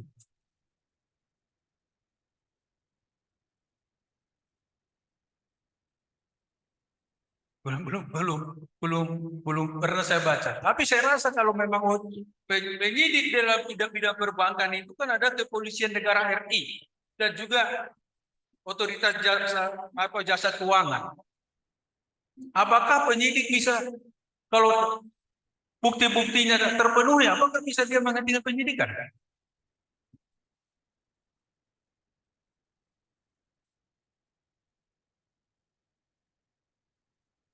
Saya rasa hak dan kewenangan penyidik sama. Gini Pak, coba Bapak yang dari sini kalangan tadi itu di Undang-Undang OJK pasal berapa tuh Pak? Biar nanti bisa dia coba bacakan dulu pasalnya. Baik Pak, izin Pak, kalau di pasal 48B Undang-Undang Nomor 4 Tahun 2003 tentang pengembangan dan penguatan sektor keuangan disebutkan, disebutkan Iya Pak ya. ya di undang-undang ini Pak, Undang-Undang Pengembangan dan Penguatan Sektor Jasa Keuangan. Jadi di situ diatur jika lembaga keuangan non-bank, lembaga keuangan perbankan, jadi dijadikan satu di situ Pak, izin Pak. Oke, udah. Tadi kita coba cari di Undang-Undang OJK-nya tidak ada. Rupanya Undang-Undang Sektor Pengembangan Keuangan. Halo, kami lempar kepada Pak Mufni. Silakan Pak. Jadi begini ya, untuk menjawab pertanyaan itu harus dipahami dulu tugas, kewenangan, dan tanggung jawab OJK. Tugas OJK itu adalah mengatur dan mengawasi kegiatan usaha perbankan supaya bank itu berhati-hati dan tidak ceroboh sehingga merugikan sektor keuangan sebagai industri. Jadi yang diawasi oleh OJK itu kegiatan usaha perbankan itu. Misalkan bagaimana akuisisinya, bagaimana kalau ada merger, bagaimana kalau ada pembukaan bank baru, bagaimana rasio kecukupan modal dan hutangnya, apakah bank itu sehat atau enggak. Itu untuk menjamin supaya nasabah itu aman meletakkan uangnya di bank. Karena apa? Suatu usaha yang menghimpun dana dari masyarakat dan menyalurkan kembali kepada masyarakat akan mempengaruhi sektor keuangan secara luas. Bagaimana kalau terjadi pidana? Tadi Pak Moderator sudah membedakan tentang kejahatan perbankan dan kejahatan di bidang perbankan. Itu harus dipilah. Kalau OJK, kalau itu tindak pidana umum, tentunya masuk ke ranah penyidik, aparat tindak pidana umum, kepolisian, dan sebagainya. Tetapi ada kejahatan di perbankan, misalkan ya sengaja kreditnya dimanipulasi sehingga banknya tidak sehat, merugikan dan sebagainya, ada pasal-pasal di tindak pidananya, nah itu bisa membuat laporan OJK. Jadi kalau terjadi ada tindak pidana perbankan, itu kewenangan siapa? Nah, kewenangan OJK apabila mengawasi, mengatur kegiatan usaha perbankan itu. Kalau ansih ada tindak pidana oleh pelaku yang bergerak di perbankan, mungkin pegawainya atau direksinya, lah itu ada ketentuan-ketentuan khusus. Nah, bagaimana ketentuan khususnya? Misalkan direksi. Kalau direksi itu mengajukan tindak pidana, dia tidak bisa, kalaupun pahit pun, dia tidak bisa diangkat untuk menjadi direktur di suatu perbankan. Jadi kepada hakim yang di PN Sidikalang, dikembalikan lagi apa tugas dan kewenangan OJK untuk menarik benang merah, apakah itu kewenangan OJK atau kewenangan penyidik yang lain. Ya, jadi pengertian tugas dan tanggung jawab OJK, tugas dan tanggung jawab kejahatan di bidang perbankan dan kejahatan perbankan itu dibedakan. Terima kasih. Ada. Ya, ini saya coba sharing lah ya. Ya, silakan sharing. Ini pertanyaan yang bagus. Memang jelas kalau misalnya di sektor keuangan itu OJK juga bertindak sebagai penyidik. Ajasnya bahwa penghentian penyidikan itu pertanyaannya kan berhubungan dengan pra peradilan. Kalau di pra peradilan itu pertanyaan tadi ya, apakah bisa diperadilan itu bukan suatu pertanyaannya. Kalau dihentikan. Itu pertanyaan. Yang kedua tadi, iya. Itu yang utama saya lihat katanya. Atau coba, apakah bisa diperadilan kalau misalnya ada penghentian penyidikan? Kalau nggak salah itu ya. Pak, yang betul Pak, pertanyaan kedua. Coba itu tadi ya. Coba diulang dulu, karena tadi kurang jelas tadi ya. Ya. Kalau sudah dibayar, bisa nggak dihentikan? Kalau dihentikan, apakah bisa diperadilan? Begitu pertanyaannya tadi ya. Betul Pak, pertanyaan kedua, bisa tidak lembaga peradilan, lembaga kontrol dalam kewenangan OJK itu Pak? Baik, kalau misalnya sudah dibayar, terus kira-kira apakah itu dihentikan? Kalau dihentikan bisa nggak diperadilan kan begitu ya? Iya, begitu maksudnya pertanyaannya. Betul Pak, izin Pak. Apa? J. Betul Pak. Betul itu. Betul, Jadi, seperti itu. ini kan ada tindak pidana. Ya sudahlah, saya bayar. Udah, kamu rugi berapa namanya? Rugi sekian, udah saya bayar. Nah terus gimana pidananya yang lain itu? Kan begitu pertanyaannya. Kalau dihentikan, apakah bisa diperadilan? Kan itu ya? Betulkah atau gimana? Atau saya salah tangkap? Kurang jelas tadi pertanyaan. Betul, Pak. Itu pertanyaannya kan? Nah, kalau misalnya ada tindak pidana, terus dilakukan pembayaran, mereka damai-damai, kami kita ya, kamu rugi ya, bagaimanapun ada kerugian kamu. Itu pun nanti karena kerugian kamu itu kan, kalau misalnya kena gangguan perdata, udah saya bayarlah, daripada kita ribut-ribut, itu dulu bahasa umumnya ya, pertanyaannya. Nah, terus dibayar. Kira-kira yang mengajukan pra peradilan siapa? Korban. Korbannya kan sudah dibayar. Iya, gimana yang terjadi sekarang? Maksudnya sekarang yang mengajukan perapitnya siapa? Korban kah? Korban sebelah nasabah atau siapa? Atau Yang LSM? mengajukan pra peradilannya? LSM? Atau pihak luar, pihak ketiga?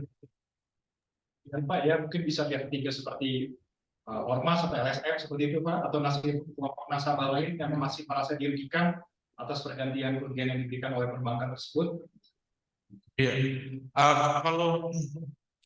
Kalau misalnya ajasnya kan bahwa penghentian penyidikan itu tanpa alasan kan bisa dimasukkan pra peradilan dan bisa dikabulkan ya, itu ajasnya. Kalau ada alasan, kenapa tidak ada alasan yang cukup untuk menghentikan, kan begitu ya? Halo? Iya, betul, Pak. Nah, kalau misalnya sudah dibayar terus dihentikan, kira-kira cukup nggak alasan itu ya?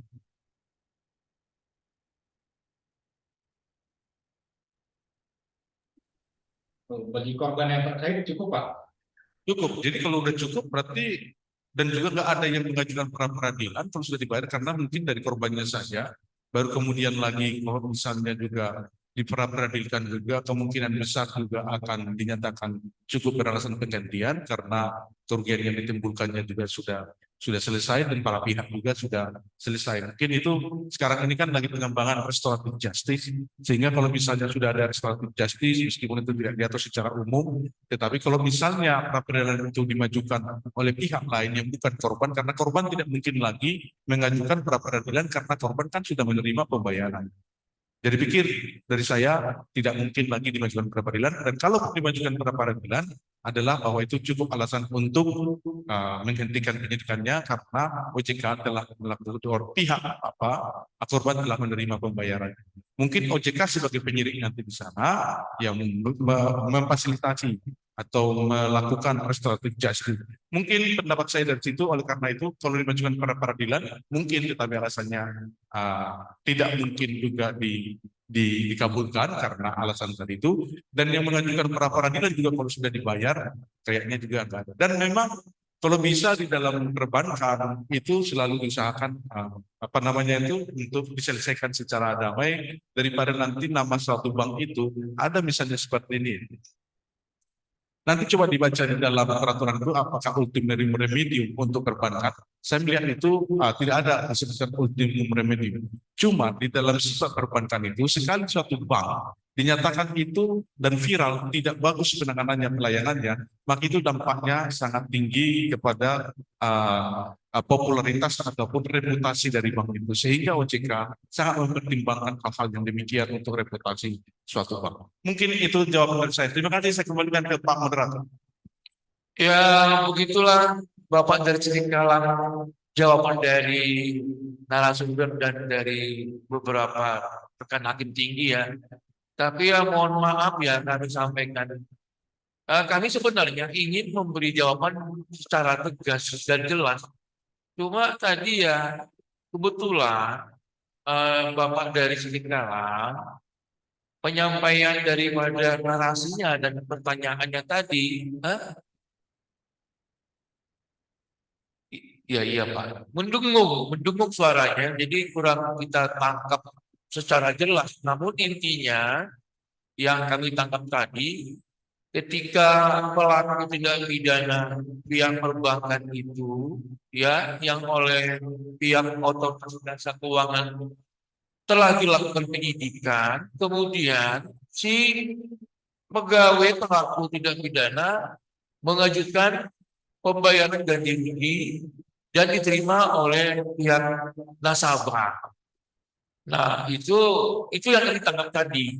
Artinya kerugian nasabah telah diganti rugi oleh pelaku, yaitu si pegawai bank. Kemudian kami coba simak lagi dari pertanyaannya, apakah si nasabah masih bisa mengajukan pra peradilan? Nah, kalau tidak salah begitu tadi yang kami tangkap. Ya, akhirnya dicoba dijawab oleh Pak Kurnia dengan menjelaskan bahwa di dalam dunia perbankan itu ada tindak pidana perbankan, ada tindak pidana di bidang perbankan. Contoh, pegawai bank yang mengambil nasabah, mengambil dana nasabah, itu jelas tindak pidana di bidang perbankan 372. Karena tidak masuk skop daripada tindak pidana perbankan, tapi tidak pidana di bidang perbankan.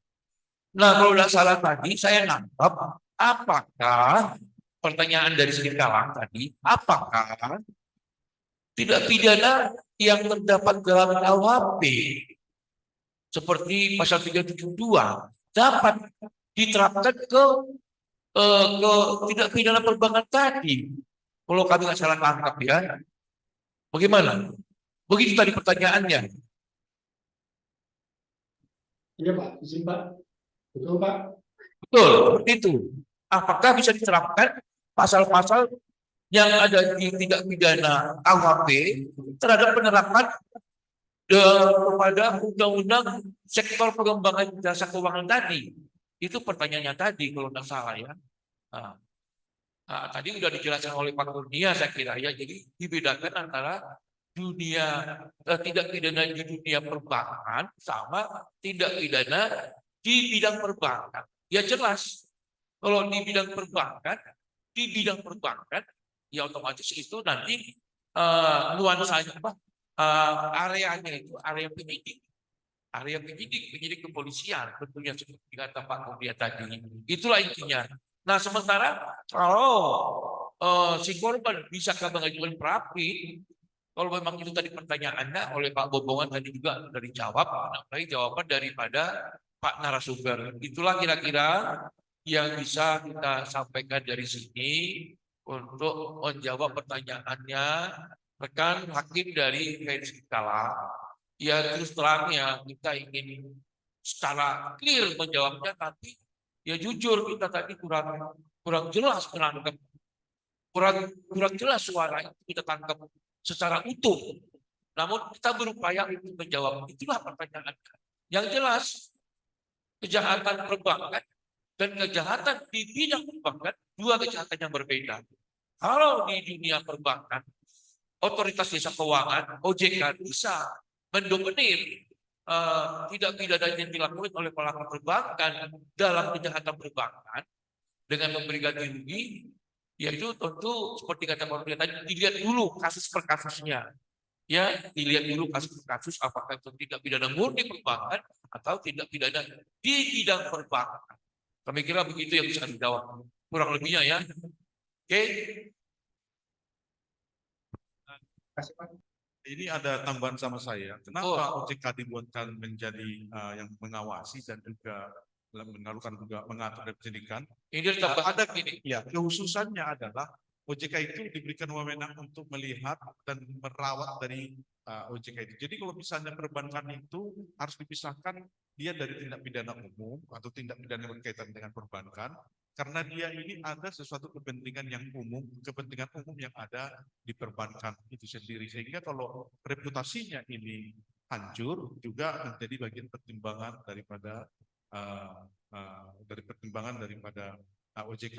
Dalam beberapa hal tertentu, hanya OJK misalnya dalam hal tertentu untuk kepailitan juga OJK juga yang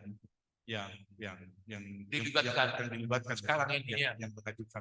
Itu dalam hal tertentu. Oleh karena itu, kalau misalnya Bapak Ibu Hakim nanti di lapangan, supaya lebih memperhatikan tentang kekhususan pengawasan OJK, dikala terjadi gugatan-gugatan terhadap bank, perlu didengar keterangan dari OJK itu seperti apa. karena mereka lah yang dikhususkan untuk melakukan pengawasan. Mungkin itu tambahan dari saya. Terima kasih. Saya kembalikan kepada moderator lagi. Ya, terima kasih. Ya, kami sangat mengapresiasi ya pertanyaan dari Srikala. Ya, pertanyaan cukup berbobot ya, sehingga menguras pikiran kita ya. Walaupun sebenarnya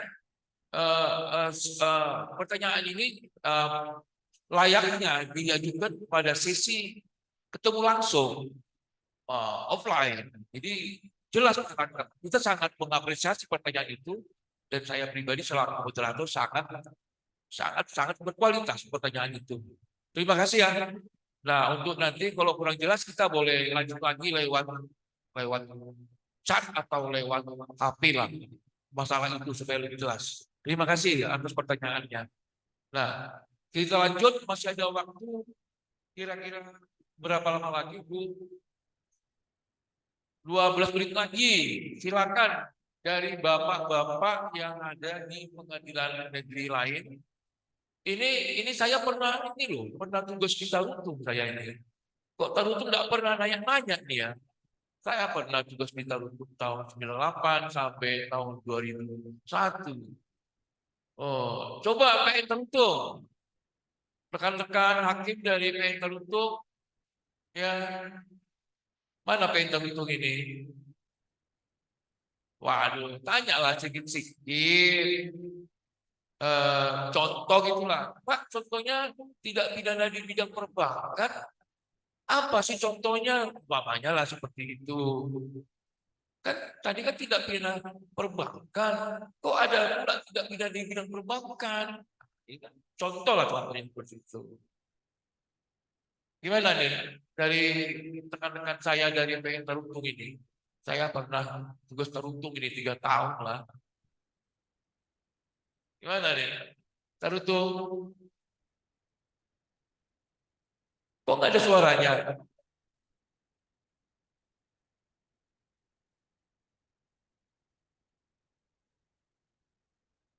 Coba saya lari ke Simalungun. Simalungun, coba di Simalungun. Mana PN Simalungun ini? Coba, Pak Chandra, PN Simalungun mana? Wah, ini ada bapak kita nih, PN Simalungun nih. Silakan Pak. Media Center Pengadilan Negeri Simalungun kelas 1B. Silakan Pak. Ada tanya enggak Pak kira-kira?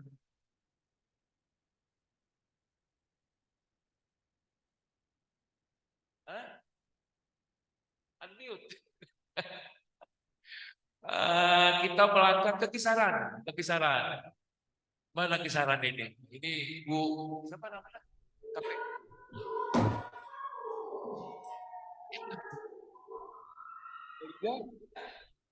Hardini. Ini teman saya kuliah juga di S2. Mana KPN-nya mana? Izin Bapak, ini dengan Pak Panitra Pak. Mana hakimnya? Lagi ada kegiatan tadi selesai di sini ikutin, ada kegiatan Dharma Yukti, izin Bapak untuk disampaikan oleh Bu Ketua tadi. Yang hadir panitra nih, panitra ya? Dengan jajarannya Pak, baik Pak. Ada hakimnya. Ada full kegiatan di kamar, izin Bapak. Nanti kirim salam sama KPN-nya ya. Dengan Bu Ketua, baik Bapak, terima kasih. Kita masuk ke Rantau Prapat. Wah, ini pasti keren ini Rantau Prapat ini. Namanya pun Rantau Prapat. Coba disut Pak Chandra, Rantau Prapat ini ada enggak? Bapak-bapak hakimnya nih. Ini yang hadir Rantau Prapat ini siapa nih kira-kira?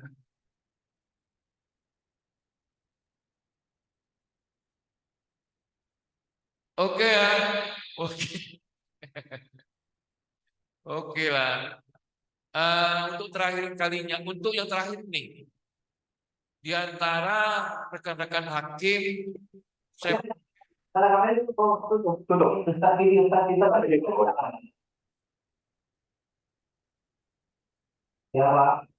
ada Pak ya, ada berapa menit lagi Pak? Ada waktu 8 menit lagi. Silakan Pak, silakan. Cukup Pak, dari kami sudah cukup Pak. Waduh, Pak. cukup suaranya nggak jelas pula. Baik Pak ya. Saya selaku moderator ya. Ya, ya terima kasih Pak ya. Terima kasih saya sampaikan kepada Bapak Ibu rekan-rekan hakim yang ada di Pengadilan Negeri sewilayah Pengadilan Tinggi Medan ya, yang sudah ikut berpartisipasi pada acara BINTEK ini. Khususnya saya sampaikan terima kasih saya khususnya lagi kepada bapak-bapak yang ada di PN Medan yang coba tadi sharing dengan kita, juga dengan bapak yang dari Sidikalang ya. Juga tak lupa saya sampaikan juga kepada ibu bapak rekan hakim tinggi yang hadir sekarang. Dan akhirnya saya simpulkan bahwasanya bahwa dalam dunia perbankan selain ramai dengan lalu lintas masuk dan keluarnya dana sebagai support pembangunan, ternyata di dalam dunia perbankan itu tidak luput daripada dunia kejahatan yang tadi sudah disampaikan oleh Bapak narasumber bahwa di dunia perbankan itu dikenal dengan dunia kejahatan dan dunia pelanggaran, dan dunia kejahatannya itu ada tidak pidana perbankan dan ada tidak pidana di dunia di bidang perbankan. Di bidang perbankan pelakunya adalah orang-orang perbankan sendiri, sedangkan tentu tidak pidana di bidang perbankan dapat dilakukan oleh siapapun, termasuk oleh masyarakat. Itulah intinya. Dan untuk meriahnya acara ini, BINTEK ini, kita beri aplaus kepada Bapak narasumber yang sangat luar biasa. Demikianlah Ibu MC, kami kembalikan acara ini untuk selanjutnya supaya ditindaklanjuti. Silakan. Terima kasih kita ucapkan dengan memberikan aplaus kepada Bapak Tigor Samosir, Sarjana Hukum Magister Hukum, dan Bapak Dr. Berlian Napitupulu, Sarjana Hukum Magister Humaniora, yang telah memandu sesi pemaparan materi dan sesi tanya jawab dengan sangat baik. Baik Bapak dan Ibu yang kami hormati, marilah bersama kita menyanyikan lagu Bagimu Negeri sebagai tanda berakhirnya kegiatan ini. Hadirin dimohon berdiri.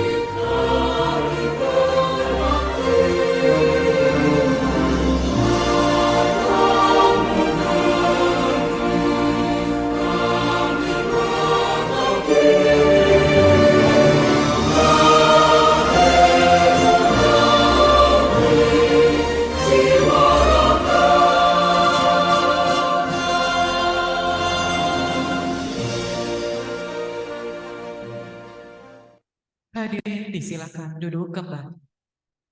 Tidak terasa kita sudah berada di penghujung acara. Kami sampaikan terima kasih yang sebesar-besarnya atas kehadiran Bapak dan Ibu. Mudah-mudahan acara ini nantinya menambah kompetensi bagi kita semua. Saya Soci selaku pembawa acara pamit undur diri. Sampai jumpa pada kesempatan berikutnya. Terima kasih. Assalamualaikum warahmatullahi wabarakatuh. Selamat sore.